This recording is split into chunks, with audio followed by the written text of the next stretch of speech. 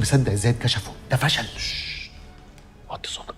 احنا مش ناقصين حد يسم بدلنا بكلمتين ويقعد ينظر علينا. ما البيان هينزل وهيعرفوا. وقت ما ينزل يبقى حلال حلال. ومن يعرف اللي حصل ده حصل ازاي.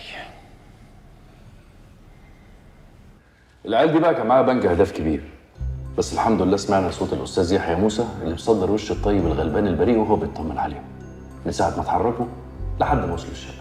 بس بيني وبينك الحمد لله ان احنا جبناهم قبل ما يتحركوا. تسلم ايديكم يا مراد.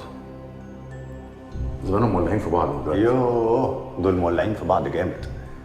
العيال دي احنا راكبينها لحظه بلحظه، النفس اللي بيتنفسوه عندي. طب انتوا عارفين عمر فوزي؟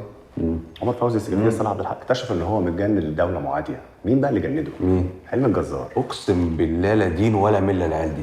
انا عايز اقول لك بقى شباب التنظيم هنا مش لاقيين ياكلوا، وبره عايشين على الشاورما. شاورمة ايه؟ شاورمة ايه؟ ده علاء السماحي ومحمود حسين لسه شارين عربيات جديده. فواتيرهم عندي، استنى اوريك.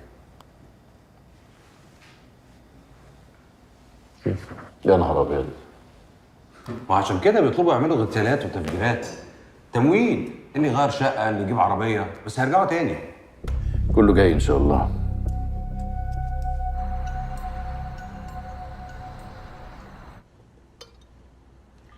الحمد لله على السلامة. الله يسلمك. اخبارك ايه؟ الحمد لله. لا، ثانيه واحده. انا الزيتون ده انا بشبع عليه. هو دوق وشوف.